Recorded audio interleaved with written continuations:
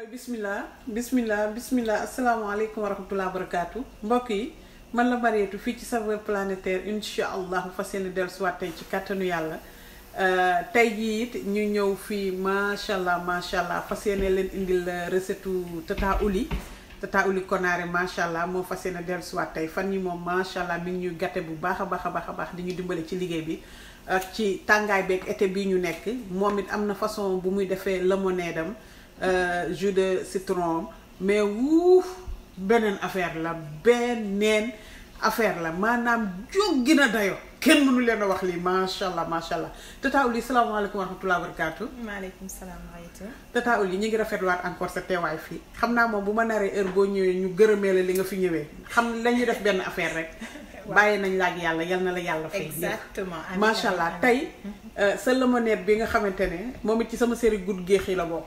tout le temps ngay defar karaaf yu rëy di ma ko yónnee macha allah ma topp topp bay walis moom laa bëggoon rek tey nga baaxee waat ci tey incha allah waa Saveurs Planétaires.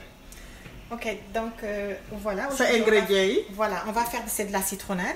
La citronnade. Voilà, et j'ai besoin de 3 normalement citrons jaunes, mais de gros citrons jaunes. Ok. Et 3. 3 citrons jaunes. Sinon, je prends 6. Ok. 6 citrons jaunes. Boudé yundaoui là. Voilà. Mais boudé citrons voilà, parce que tu vois là, ils sont un peu petits, donc j'ai pris 6. Après, les dents épluchées. Je les épluche et je coupe en 2. Pour que ça puisse se mixer plus rapidement. Exactement. Et là, j'ai besoin de menthe. Beaucoup de menthe. Voilà, ça fait 2 touffes de menthe. Ok. Donc, mais ça, c'est des menthes vraiment... c'est de la menthe pure, en fait. Super. C'est pas menthe ordinaire. Comme on dit nana ordinaire, nana menthe. Voilà, ça, c'est de la menthe. Là. Voilà, c'est vraiment de la menthe. Exactement. J'ai besoin de sucre. Mais je mets de préférence du sucre vanillé. Donc, c'est pas de sucre vanillé comme ce qu'on a au Sénégal, un petit sachet. Non, c'est du sucre carrément qui est vanillé. Voilà. C'est du sucre vanillé. Et c'est comme du sucre normal, mais c'est du sucre vanillé. Donc, tu vois la couleur. Mais ça a un goût de vanille. Ok. Et c'est ça que ce sucre que j'utilise parce que ça ressort le goût de la citronnade. Et j'aurais besoin de l'autre côté des glaçons. Et ça, je te dirai tout à l'heure pourquoi. C'est un petit secret. Petit secret Tata Ouli. Et là, j'ai un peu d'eau dans la machine. Ok. Voilà, peut-être la moitié.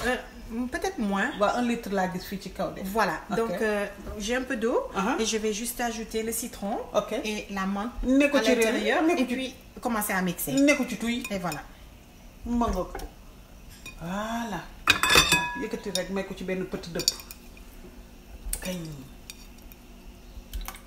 Tata Ouli, citron bi. Voilà, j'ai mis le citron et j'enchaîne avec la menthe. Avec la menthe. Je fais de sorte que toute la menthe aille à l'intérieur. Quelquefois, tout ne peut pas rentrer en même temps. Donc, je peux mettre peut-être une partie. Une bonne partie. Voilà, je mixe et puis je rajoute le reste.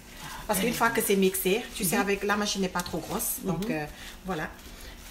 Mais les Ouli, les machine blender. Léegi te bëgg ci mel nii lan la mën a def.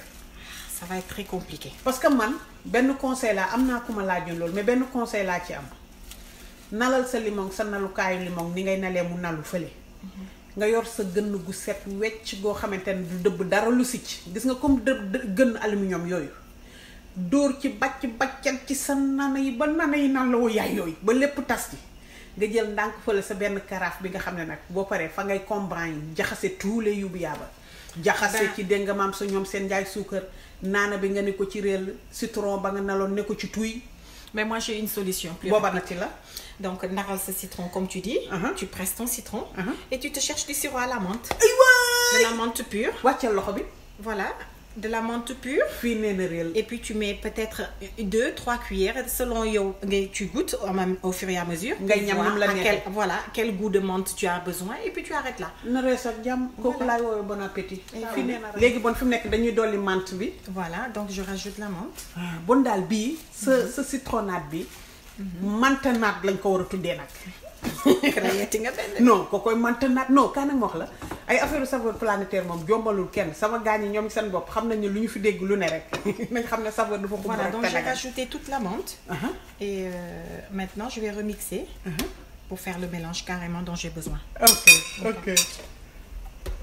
Masha'Allah. Oh là là. Li tax yëf yi neex ta saf menthe.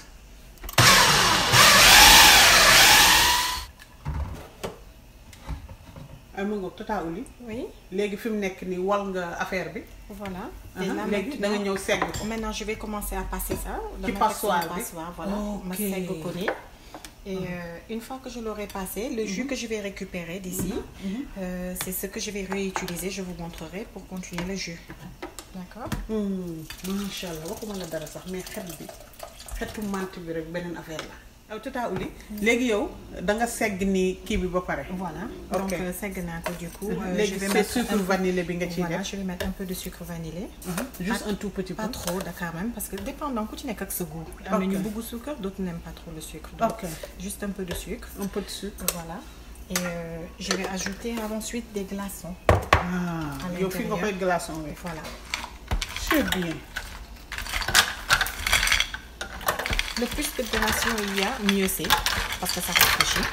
Tata Ouli. Oui. léegi yow li nga def bi nga génnee seggee sa yuubu yàlla yi ba pare j'ai juste passé le truc. da nga ko delloowaat fii. Voilà, je l'ai rendu dans la machine. J'ai mis des glaçons. Glaçons. Et j'ai et un peu de sucre vanillé. Sucre vanillé. Et j'ai ak tuuti ci poudre vanille. C'est de la vanille pure en fait. Et machallah machallah tabarakallah machallah Tata Ouli. Oui. non rajo xeeti nga fi comme ni nga ko doon defee comme d'habitude. mais Tata Ouli léegi yow nga ne kii nu mu tudd. Citronnade. ki mooy citronnade. man tey dama koy baptiser. wutal ko beneen tur. waaw.